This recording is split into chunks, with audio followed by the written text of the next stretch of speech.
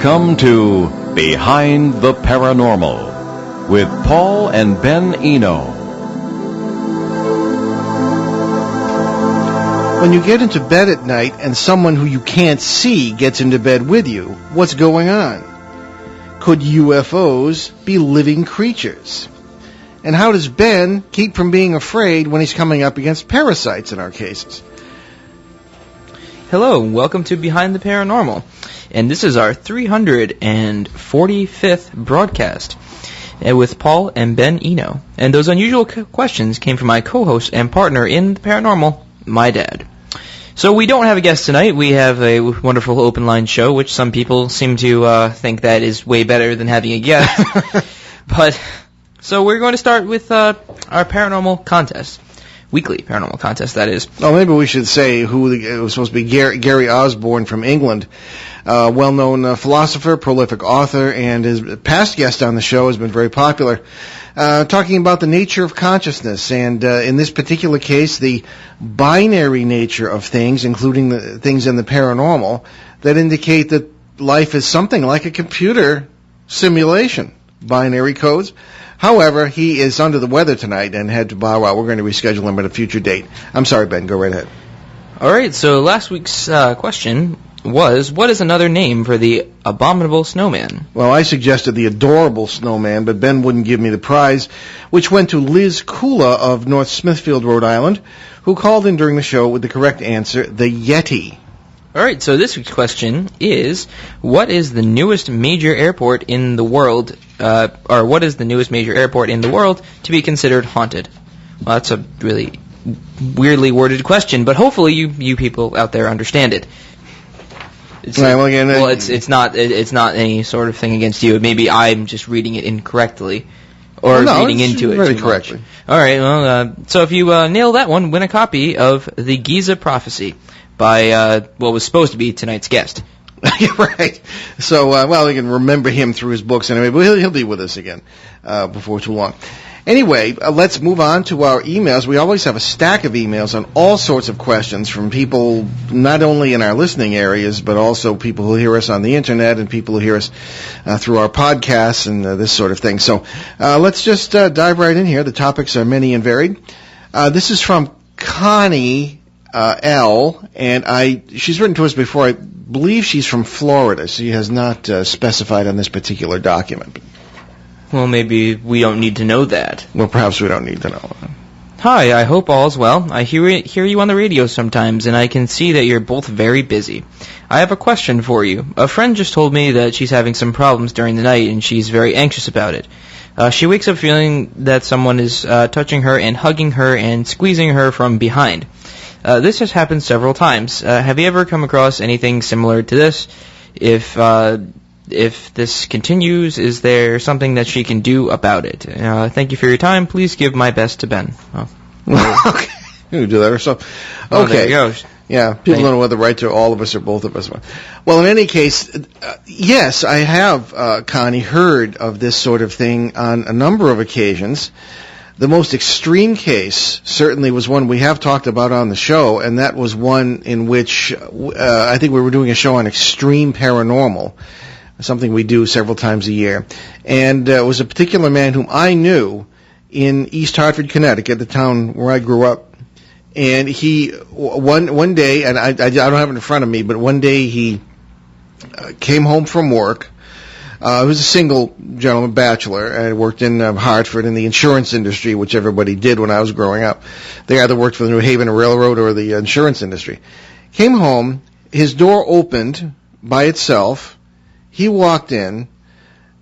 He noticed that the dishes from the morning, he never had time to do his morning breakfast dishes, were done and all put away. And he felt somebody was there, but he couldn't really tell who was or see anything or hear anything. And he shut the door, went about his normal evening, which was rather solitary. And he nothing else happened until he went to bed.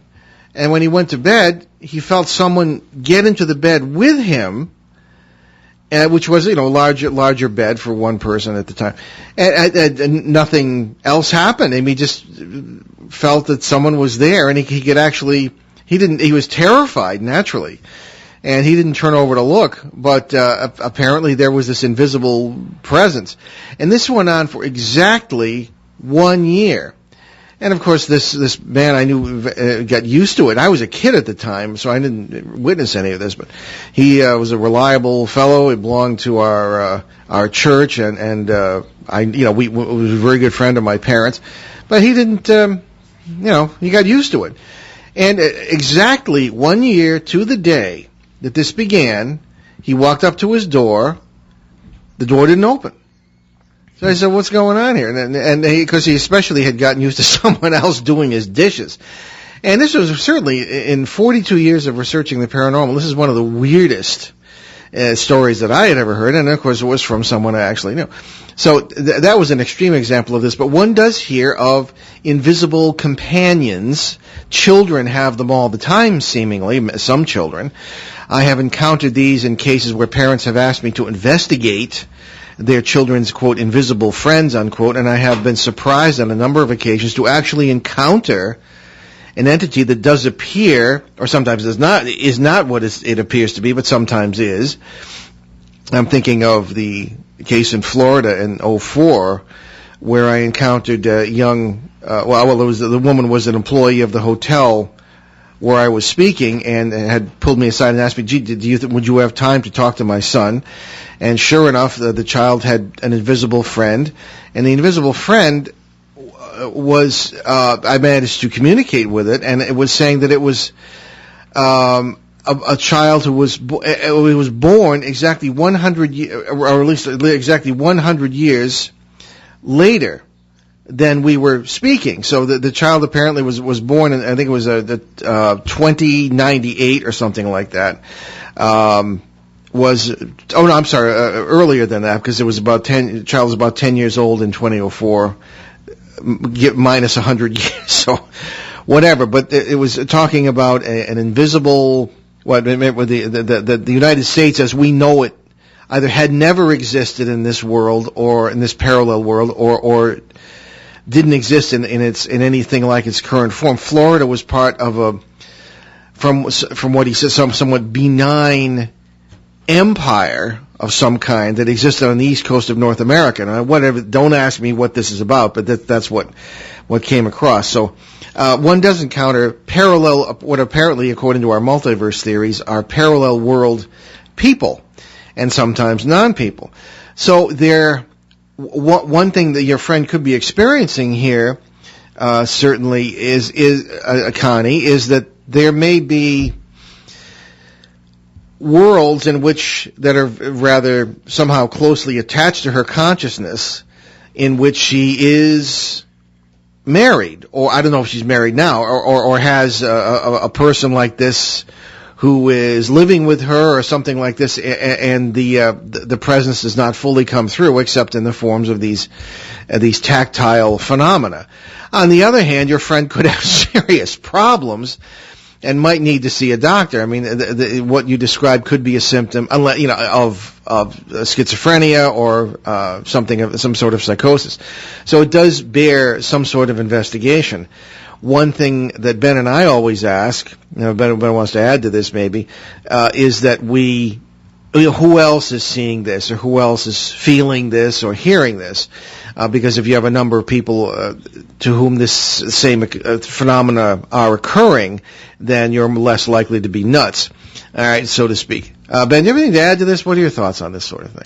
Well, that's so nice of you to ask me that. Well, I'm sorry. No, I'm just having a bit of fun with you, so of course, to speak. Yes. No, your poor old man. Yes, I know, but I was gonna point out that she said the word anxiety in there to describe her friend, which I thought was sort of a red flag, if you will, that this could be something else. I mean, but you did cite that other guy a long time ago, back in the 60s, where he had like this entity open the door for him, do his dishes for him, lay in bed at night with him. That's it. That he felt anxious, scared, freaked out. I would be too. Yeah. If someone was like hugging me in my sleep and there was no one, I would be kind of weirded out by that. Yeah. I don't know anyone that wouldn't be.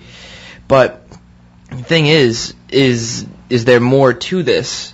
That's always the question. Is there more to it? Are there more examples of this? Is this all that happens? Yeah. Is there other stuff? Are there other things going on? Does she have family? Was there a history of an invisible friend when she was a child? Yeah, there are a lot of things that need to be asked.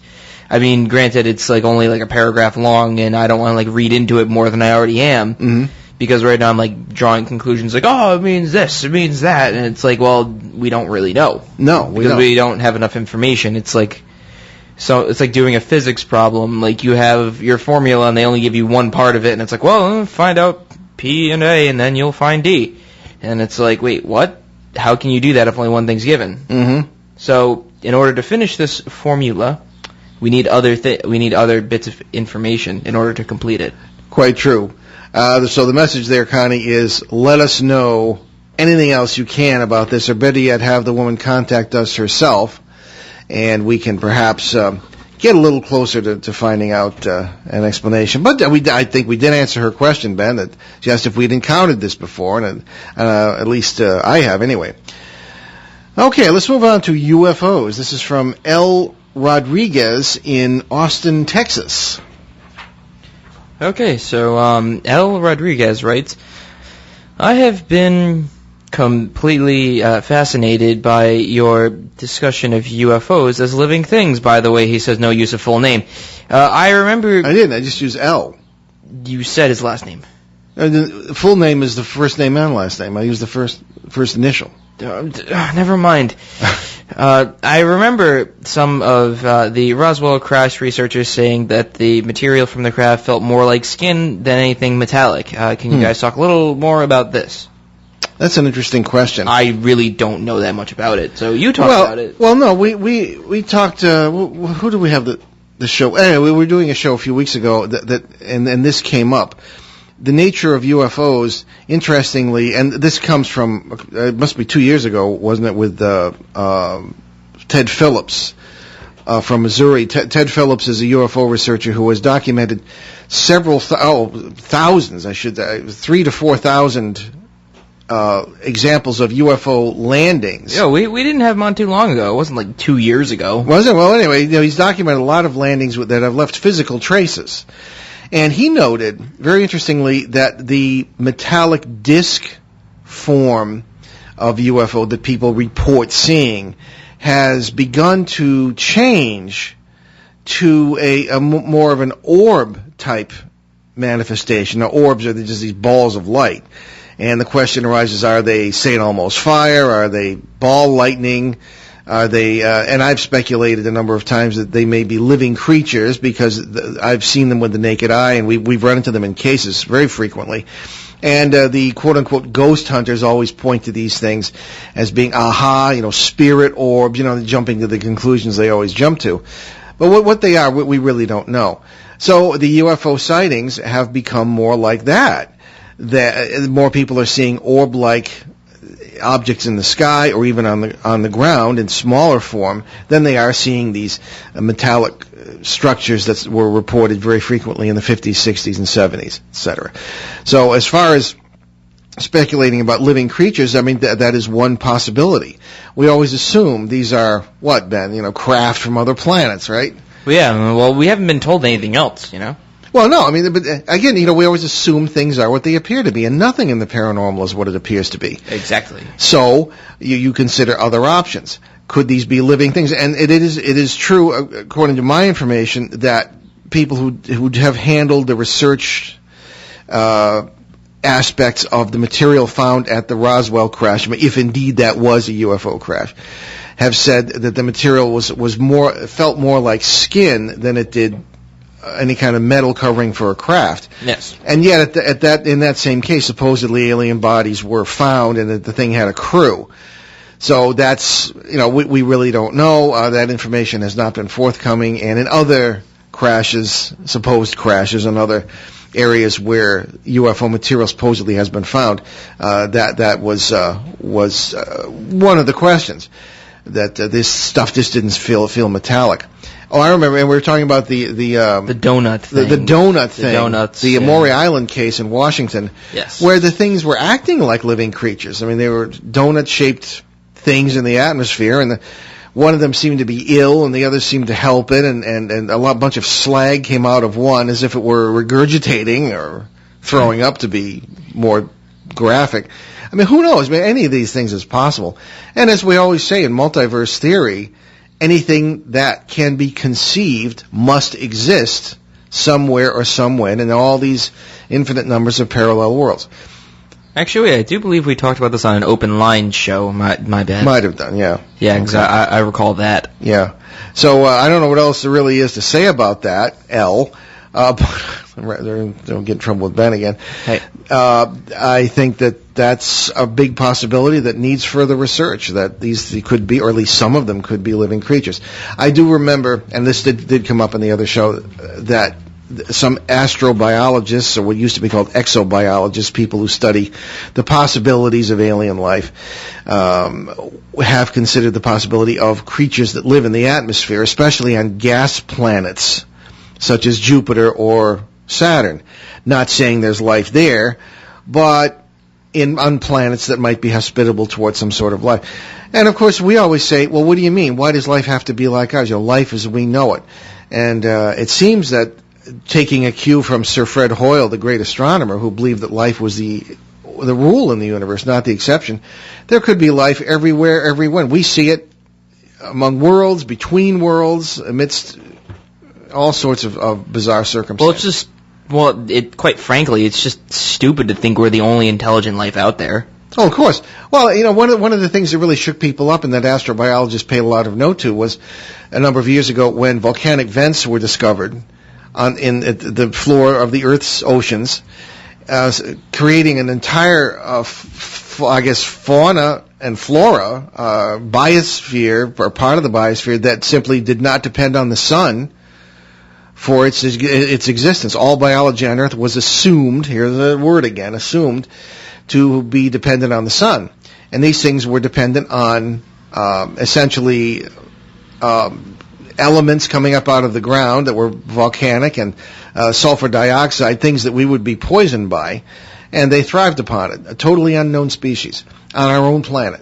So who knows how many other kinds of life there could be elsewhere or elsewhen, dependent on things that we wouldn't even conceive, elements we didn't even know about yet, perhaps. So anyway, among these could be things that are interpreted as UFOs. What are they doing here? How could they get here? Well, that's always been a big debate. But if you believe in the multiverse theory, they could come and go between worlds. We know for a fact we deal with creatures who are in folklore known as demons, among other things, who come and go and seem to feed, as in any form of, as certainly as part of nature, upon, in some cases, our own energy. And that's one example of what could be, I suppose, in a broad definition, alien life. So there we are. Okay, here's a question on ghosts from, Missy in North Providence, Rhode Island. Aw, thank you. All right, so Missy writes to us, I wanted to ask Ben how he keeps from being afraid on cases, especially when it's parasites. I love the show and can't always catch it live, so thanks for the free podcast. And, of course, we do have free podcasts on our site. We have over 400 shows. Almost. Wow, you're coming up on 400 now. Almost 400 shows. Yeah. How do I keep from being afraid?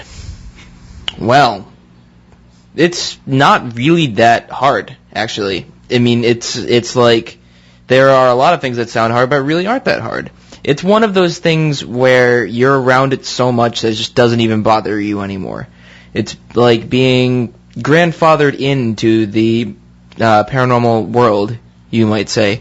I mean, I grew up around my dad always being like, you have the power to stop parasites, like some sort of strange commercial. But it's more than that, though. They're just living creatures like the rest of us, correct? Would you say that? Yeah, I think so. And as I always said, once you understand it, you don't have to be afraid of it anymore. Exactly. Unless it has nasty, mean, pointy teeth. Well, yeah, but then the point being is, it's knowing what you're afraid of makes it unknown anymore, and humans are very afraid of the unknown. So knowing the unknown makes it not scary anymore. As we always say, it's not one of our our unofficial mottos. Is it's not explaining the paranormal that's the problem. It's handling the explanations. Yeah. So, but again, once you understand, and people have come up to us after lectures or sometimes write in and say, it's true. I'm not afraid of it anymore. What's happening here? Because now I understand what it is. It's a time thing. It's just the way the energies are. The world this is just the way it is. And people find that they either can ignore it or they find it interesting, and unless it's a dangerous situation, which it can be. But at least they understand it. They don't have to be afraid of it. So exactly, I guess that's the answer to the question. And there we go. Yeah. Next one, we have about 4 minutes till our break. So. Okay. All right. Let's see. This is I guess they're asking for our opinion. This is from Charles K. in Seattle. I guess the great hears us on the great KJAQ out there. And here you go. Okay, so Charles writes, "Love your show, Paul and Ben. It really makes me think. On your show last night with Terrence Aim, you left a knot untied, and it's driving me crazy. You said that time travel, as shamans do it, as opposed to the time travel with a machine, can bring back physical evidence, but you never had time to talk about that with the guest. What's the evidence?" Oh, yeah, you kept trying to cut him off, and then I was like, let the man talk. I want to hear what he has to say. Oh, yeah, well, the problem is, these shows aren't long enough. All right, well, anyway, this was, Terrence Aim wrote a book called Mysteries of the Multiverse, and I think he has a slightly different interpretation than we have of the multiverse. There are many different interpretations in physics.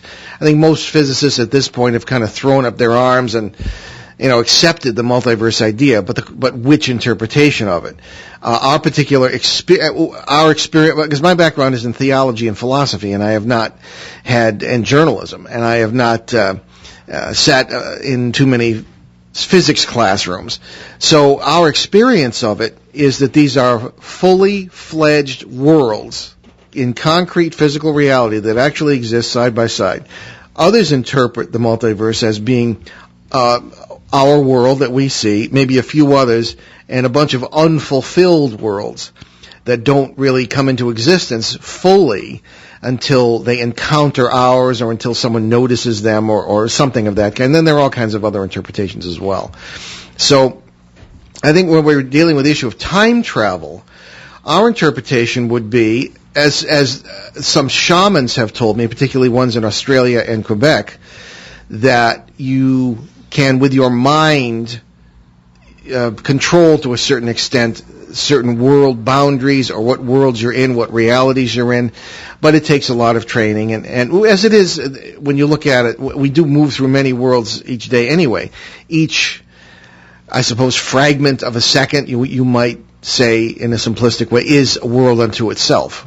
And you move through these at all points. It's when stranger ones that are not part of the family of worlds we're used to get in. I feel like we really underestimate ourselves. Oh yeah, we vastly underestimate ourselves, that we need to augment what we can already do with technology. Not that saying technology's bad. I mean, it has its place, but it seems as if being drunk with it and thinking, oh well, I can't do this without technology. Mm-hmm. Therefore, I need technology to make it so I can do this, when you don't really need the technology at all. I tend to agree. Now, what the guest was talking about, Terrence Aim, was that one of the stories in his book, Mysteries of the Multiverse, was having to do with a Russian scientist and his team who have supposedly built a machine that allow you to travel back and forth in time. And what's that got to do with the multiverse? Well, the multiverse has many worlds that would be 1835 or would be 20,000 years from now. And as all times, as well as all places and people and versions of you, are represented in this multiverse. So to us, you could time travel simply by traveling through these worlds, and that might be how it's done. Some people say UFOs travel from distant planets by using the multiverse. They find the world in which they're already orbiting Earth or something, and they can cross the boundary to go there. I mean, that's all within the realm of quantum possibility. But the question, I guess, that had to do with shamanic time travel versus machine time travel. The guest was saying that in machine time travel, you can bring back physical artifacts from these times. Whether you should is another idea. And the issue of the shamans is that he said that you can't. And I disagreed with him because my experience with shamans, they have, in some cases, brought back physical artifacts, including 2 people, supposedly. And again, this is something I heard, and I've said it a number of times on the air. I heard it 30 years ago, secondhand, from 2 shamans who had claimed to have witnessed it when they were young themselves. A shaman of their acquaintance when they were little in their respective villages, and one in Australia, one in Quebec. This is an Aboriginal elder and a Cree native elder, had said that at the behest of the family of someone who had just died, in one case a young man, in another case a young boy, had asked and paid very heavily to have the shaman go into the other world where they had not died and bring them back to our world where they had. And the shamans kind of knew off the bat this was not a good idea, but they did it anyway, and all kinds of amazing things resulted. So to me, talk about what greater physical artifact could you have than someone who has not died in one world and has died in another and bring them back. It did not work out in either case, I was told, because the young man went crazy eventually, and the child did not recognize some of his siblings who apparently did not exist in the world he came from, and it got really, really weird. So there are reasons why I guess these worlds are separated and why there's only a certain amount of traffic that seems to be permitted between them. So anyway, we're going to take a break. You are listening to Behind the Paranormal with Paul and Ben Eno on WOON 1240 AM in New England's beautiful Blackstone River Valley. Stay with us.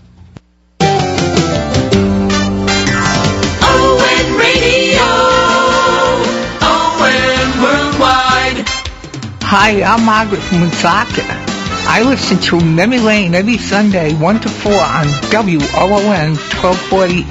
Tune in to the Memory Lane Show. More music from the 50s and 60s. ON Radio. ON Worldwide.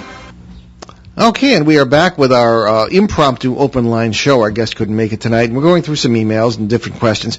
You know, but on this time travel thing, one thing that I didn't have a chance to bring up with our guest last night, we have our Sunday evening show on CBS Radio in Pittsburgh, Boston, Seattle, and Detroit, and you can hear it on the internet too. And our guest was Terrence Aim, author of a book on multiverse stories, things weird things that have happened that he attributes to these parallel worlds crossing over each other.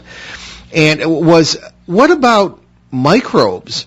You know how I'm always Dr. David Deutsch. Oh, now I remember his name. That just reminded me of an experiment he did. All right, yeah. From Oxford University, the physicist. Yeah, I forgot it. I was trying to explain this to one of my friends last night, who's an applied math major, and he was talking about multiversal physics and things like that. Okay. And I was trying to explain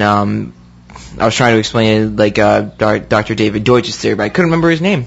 So now that I remember that, he did an experiment with that. It was like microbes and light. I think it was dust particles and light. That was sort of similar to probably what you're about to say. So continue with what you were going to say.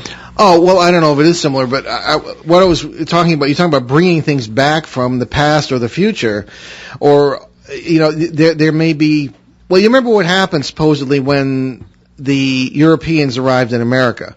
All the First Nations, I like that term better than Native Americans, I like the Canadian term better. All the First Nations people, not all of them, but a number of tribes were wiped out, or at least severely decimated by microbes brought in from Europe, to which our European ancestors had an immunity, but to which they did not. Smallpox. Well, yeah, that was another, yeah. When the Pilgrims got here, in 1620, they founded this area of New England almost devoid of people, and it had not been several generations before. And of course, the Pilgrims were not the first ones to arrive in New England. There was a fishing trading post in Maine. It had been for many years, and Europeans had been here but had not stayed. The Pilgrims were the first ones who stayed, at least there in Massachusetts. So in any case, they found the land pretty well unoccupied, almost, not entirely, but because of these diseases. Now, the question I always asked was, well, how come the Europeans didn't catch diseases from them to which they had no immunity? I never quite understood that. No, maybe they did. Well, maybe they did. They maybe just don't talk about it. Maybe the nations just had, First Nations just had, better lifestyles. I don't know, they're healthier people. But the same could be applied to other planets and to other times.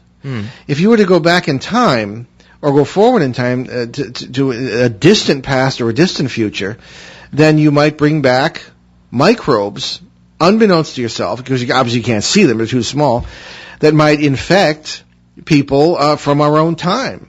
And, I mean, that's something that needs to be considered. Yeah. And one does wonder. Now, Terrence Aim was saying, well, perhaps time travel has existed or has been experimented with long before this, because a lot of odd diseases do seem to be cropping up. I mean, when I was a kid, we used to go out and we were frolicking by the Connecticut River all the time. Never heard of Lyme disease or any of this sort of thing. Now it's like you don't go outside because Lyme disease. Yeah, it's like everybody's terrified to send their children out in their own yard for fear of Lyme disease. Oh, yeah. There's all sorts of weird diseases out there that are constantly changing thanks to penicillin and things like that. Well, that's true. They mutate because of antibiotics. So who knows what the explanation is, but these are all things that need to be considered. I remember when well, you don't remember, I do. When the astronauts came back from the moon for the first few times, they were isolated in a special vessel. I don't know, I think probably in Florida or wherever they were brought after being recovered. They were kept isolated because there was a fear that, as unlikely as it might be, they didn't want to infect Earth's atmosphere with anything they might have brought back from the moon that might have been some sort of microbe or some kind of hostile bacteria or something like this. So, that turned out not to be the case, I guess, although that's... as far as we know, no diseases were transmitted or brought back. So these are all things you have to consider, even in the issue of time travel. Well, the thing is, like, if you travel back to the time of the dinosaurs, the atmosphere for us would be poisonous. And well, that's the thing. Yeah. And now it's not thinking far enough ahead. Yeah. Ironically, it's not thinking far enough ahead to where you think about these things. It's like, oh, hey, it's like the magic school bus. It's like, hey, let's totally go back in time on a school trip. Then it's like, well, you come back, you bring all sorts of horrible diseases with you. Sure. And this may be a really weird example, but I remember, it wasn't even that long ago. I shouldn't even say I remember. It was like a few years ago. There was this video game that was based off Jurassic Park, but it was like a Zoo Tycoon type of thing. And it was really obnoxious and horribly made, but it was very funny. And one thing I do remember from it was all these really weird diseases that they had that didn't exist in the time of the dinosaurs that were like killing off all these dinosaurs. So you'd always lose, basically. There was no way to win. But the whole point was that they didn't think ahead of time. No. They weren't thinking that, oh, hey, these triceratops can get dysentery or like all these other things, and it's like people don't think ahead in that manner. Well, there are three things that come to mind. The money. How would they pay for such a huge, vast machine? Well, no, actually, that was not what I was thinking of. Oh, sorry. The shaman, when the shaman travels to different times and different worlds, does he or she bring back? I mean, you know more about you're a shaman in training, for Pete's sake. You know more about it than I do.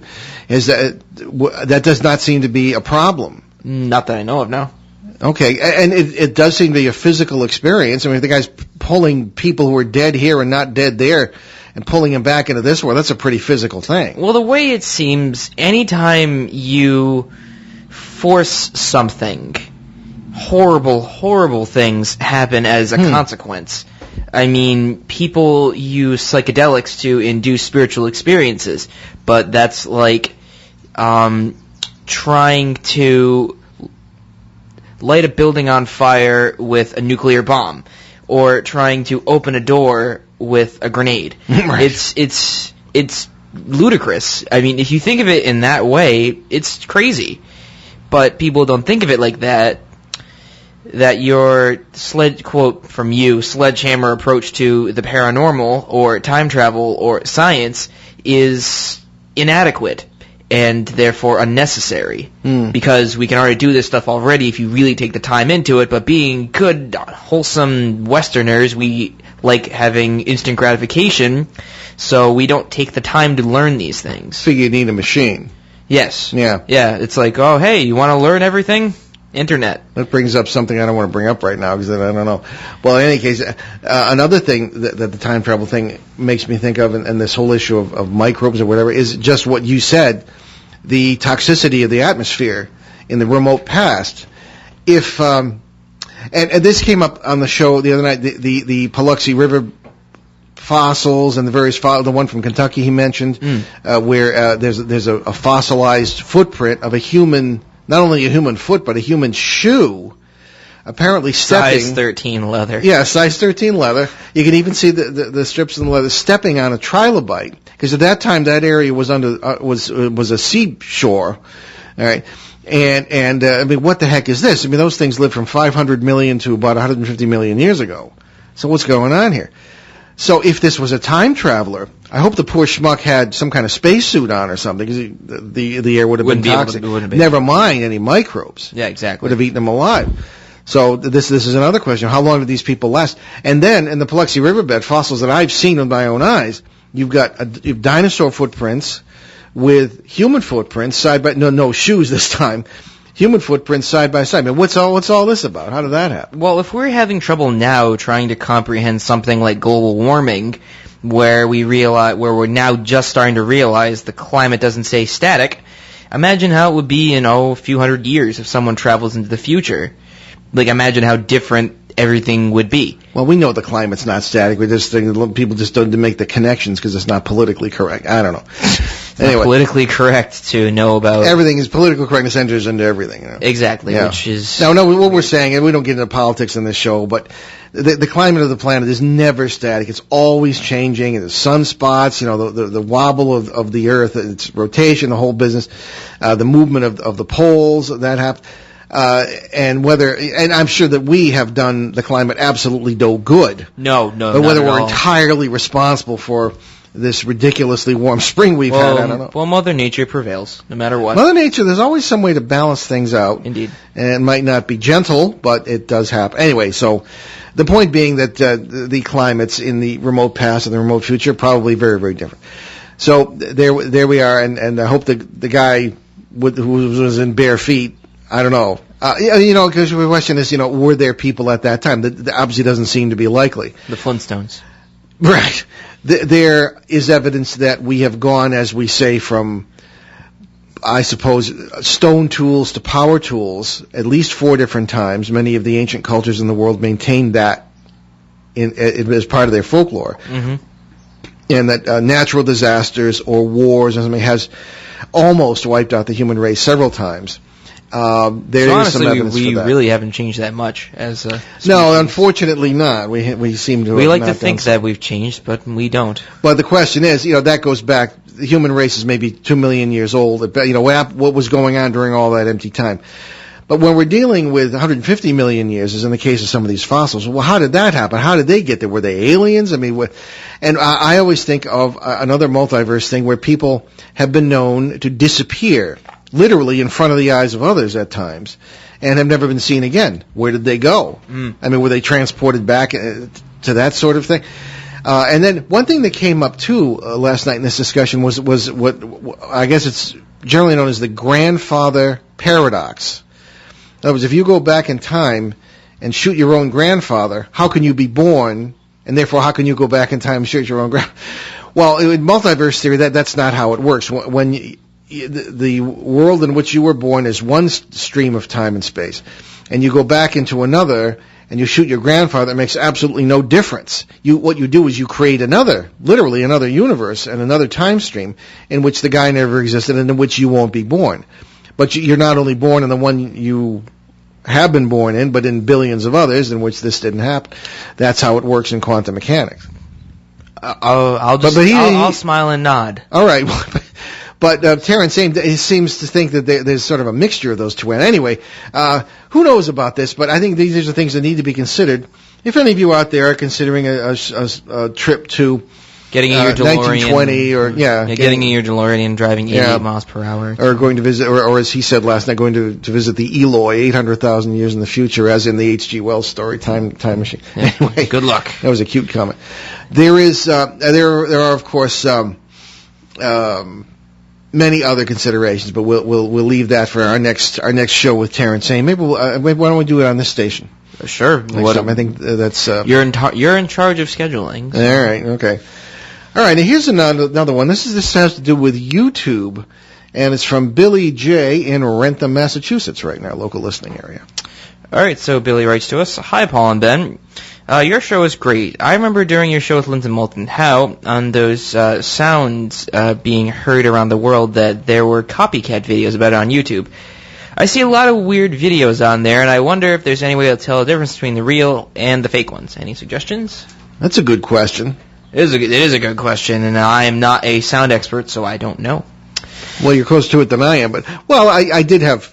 I always say there are some telltale signs. Usually, if the sounds are identical to something else in a different video. Yeah.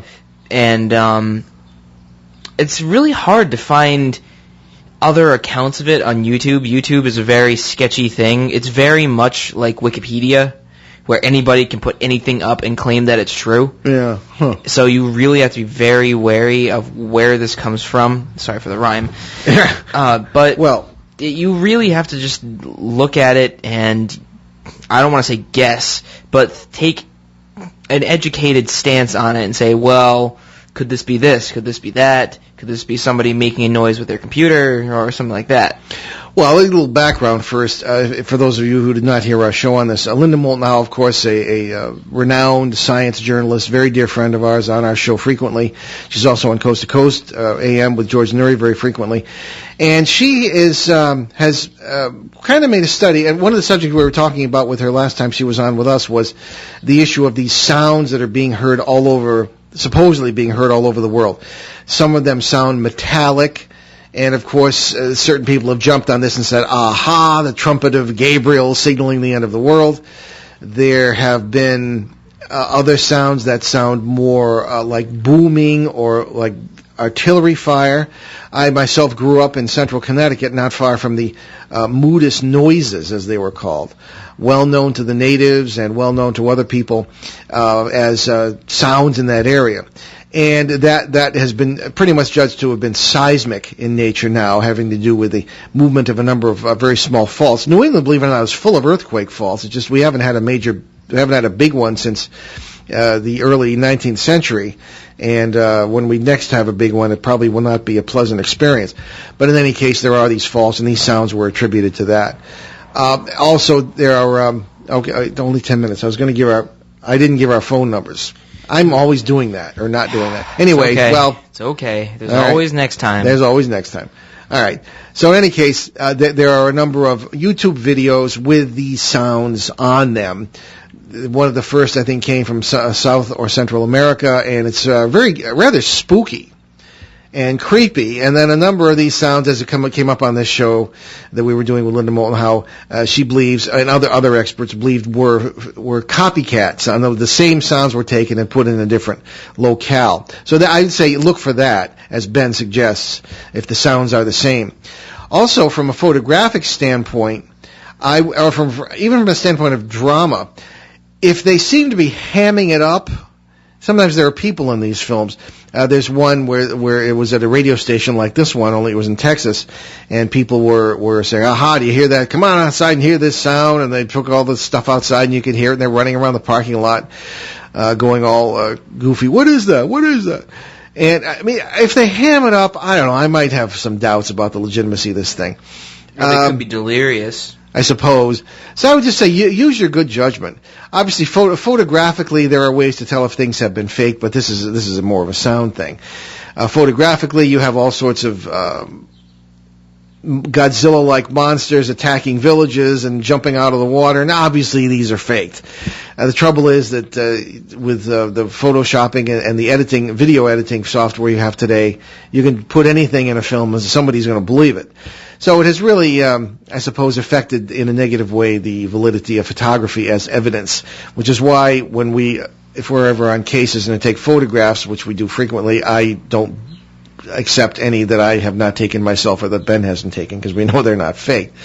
In any case, that's probably about the best answer we can give you on that, Billy, and just say, just keep an open mind, but also keep a skeptical mind as well. Indeed. Indeed. So, Actually, okay, I'm looking for one that's... A little fun fact while you're looking for your next email is the Godzilla noise. You know how they actually made that? No. They put like a wet cloth on a bow for a cello and just wiped it on the cello, and that's how they came up with that crazy noise. Really? Yep. Well, there was another one that Spielberg used to come up with the sound for Chewbacca. Oh, yeah. The sea lion figured prominently in the scenario, I believe. You know how they create the Nazgul sound? Paper and paper cups.